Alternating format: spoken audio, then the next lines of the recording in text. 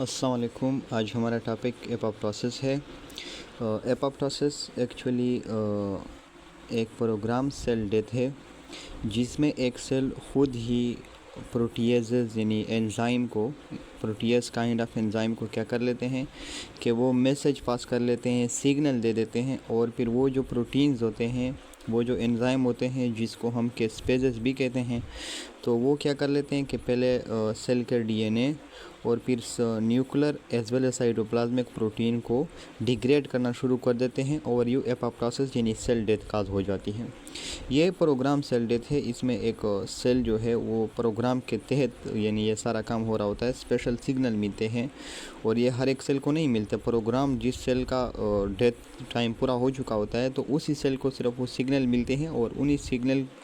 से फिर वो कैस्पेजेस यानी एंजाइम एक्टिवेट हो जाते हैं और फिर वो एपोप्टोसिस काज कर लेते हैं। ये जो वर्ड एपोप्टोसिस है ये असल में एक ग्रीक वर्ड है जिसके मीनिंग है फॉलिंग ऑफ। असल में जब आप एपोप्टोटिक सेल को देखेंगे तो क्या होता है कि एपोप्टोटिक सेल की फ्रेगमेंटेशन हो रही होती है। फ्रेगमेंटेशन का मतलब ये है कि एपोप्टोटिक सेल छोटे छोटे वेजिकल, छोटे छोटे फ्रेगमेंट्स में डिवाइड हो रहा होता है। इसलिए वो इस तरह लग रहा होता है कि जैसे कुछ मतलब गिर रहा हो, वो जो सेल होता है उसके फ्रेगमेंट्स फॉल हो रहे हो, वो फ्रेगमेंट में तकसीम हो रहा हो, इसलिए इसको फिर एपोप्टोसिस का नाम दिया गया। तो एपोप्टोसिस में होता यह है कि जो सेल होता है वो एपोप्टोटिक बॉडीज, स्मॉल वेजिकल जिनको हम एपोप्टोटिक बॉडीज़ कहते हैं, स्मॉल फ्रेगमेंट्स, उनमें डिवाइड हो रहा होता है, जिस तरह आप डायग्राम में देख सकते हैं। अब एपोप्टोसिस में होता क्या है कि जो सेल का मेम्ब्रेन होता है वो बर्स्ट नहीं होता, ना वो रप्चर होता है, बल्कि वो इंटेक्ट रहता है। लेकिन मेम्ब्रेन में कुछ ऐसे चेंजेस आ जाते हैं, जिस तरह ये हमारे पास नॉर्मल प्लाज्मा मेम्ब्रेन है, ये आप साइमेट्री देख सकते हैं। लेकिन एपोप्टोसिस के केस में फिर ये हो जाता है जिसको हम ब्लेब भी कहते हैं, ब्लेब फॉर्मेशन, ब्लेबिंग भी कहते हैं। और इसके साथ साथ मेम्ब्रेन में कुछ इस तरह के चेंजेस आ जाते हैं कि वो मेम्ब्रेन तो इंटेक्ट रहता है लेकिन वो मैक्रोफेजेस के लिए एडिबल बन जाता है, यानी हाईली एडिबल बन जाता है, ताकि जो मैक्रोफेज होते हैं वो फिर आसानी से उसको कंज्यूम कर सकें। जिसकी वजह से फिर वो जो एपोप्टोटिक बॉडीज़ होंगे, जो फ्रेगमेंट्स होंगे, जो सेल से बने होंगे, वो फ्रेगमेंट्स, उन फ्रेगमेंट्स के इर्द गिर्द तो मेम्ब्रेन होगा, प्लाज्मा मेम्ब्रेन, तो वो मेम्ब्रेन फिर आसानी से डाइजेस्ट हो पाएगा। इसी तरह ये जो एपोप्टोसिस है, इसमें जो न्यूक्लियर मटेरियल्स होते हैं उनकी भी फ्रेगमेंटेशन हो जाती है, उनकी भी डिग्रेडेशन हो जाती है। एपोप्टोसिस जो है ये दो केसेस में होता है। एक तो ये नॉर्मली फिजियोलॉजिकल होता है और ये एक फिजियोलॉजिकल प्रोसेस है, नॉर्मली बॉडी के होम्योस्टेसिस को मेंटेन करने के लिए ये होता है, लेकिन कभी कभी पैथोलॉजिकल भी हो जाता है। एक और ज़रूरी पॉइंट ये है कि एपोप्टोसिस में कोई भी जो सेल होता है, सेल के कंटेंट बाहर नहीं निकलते। जो सेल के अंदर कंटेंट होते हैं, लाइक सेल के जो एंजाइम वगैरह है, जो लाइसोजाइम है, जो लाइसोसोम है, बाकी जो ऑर्गेनेल्स है, वो कोई भी मतलब सेलुलर कंटेंट बाहर नहीं जाता। इसकी वजह से इन्फ्लेमेशन भी नहीं होती। क्या होता है कि वो जो सेल के जो कंटेंट होते हैं वो असल में सेलुलर जो कंटेंट होते हैं वो एपोप्टोटिक बॉडी यानी जो फ्रेगमेंट्स है, ये आपको दिखाई दे रहे हैं, इन फ्रेगमेंट्स में क्या हो जाते हैं, ये सेल मेम्ब्रेन इनको सराउंड कर लेता है और कोई भी इन्फ्लेमेशन एपोप्टोसिस में नहीं होती। अगर हम देख ले तो एपोप्टोसिस वैसे नॉर्मल हो रहा होता है, ये एक नॉर्मल प्रोसेस है। फिजियोलॉजिकली ये किस तरह होता है कि अगर आपने देखा हो कि जब पहले बच्चे पैदा होते हैं तो एम्ब्रियोलॉजी में उनके जो वो होते हैं, मतलब वो जो हैंड्स के जो फिंगर्स हैं या फुट के जो वो है थंब है, तो इनके दरमियान वेबिंग होती है, यानी ये जाली जैसे कि वो चीज़ होती है जिसको हम वेब कहते हैं, ये पहले मौजूद होता है, लेकिन बाद में ये ख़त्म हो जाता है by the process of apoptosis, और ये एक फिजियोलॉजिकल प्रोसेस है। इस तरह आप ये भी देख सकते हैं कि जो मेंस्ट्रुअल साइकिल होता है उसमें एंडोमेट्रियम की शेडिंग होती है या एंडोमेट्रियम के वाल की ब्रेकिंग होती है, वो भी एक एपोप्टोसिस प्रोसेस है, एपोप्टोटिक प्रोसेस है, जो कि एक फिजियोलॉजिकल प्रोसेस है, वहाँ पे भी एपोप्टोसिस हो रहा होता है। इसी तरह कुछ ऐसे सेल्स होते हैं जो ओल्ड सेल होते हैं जिनको रिप्लेस करना हो, तो वो भी एपोप्टोसिस के थ्रू होता है। और इसी तरह इम्यून सिस्टम है, उनको स्ट्रांग करना है, ये भी एक फिजियोलॉजिकल प्रोसेस है जो एपोप्टोसिस के थ्रू होता है।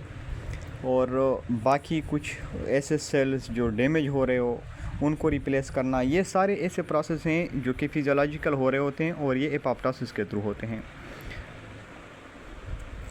इसी तरह कुछ ऐसे सेल होते हैं जो हार्मफुल होते हैं, उनको एलिमिनेट करना ये भी एक फिजियोलॉजिकल प्रोसेस है और ये भी एपोप्टोसिस के थ्रू होता है।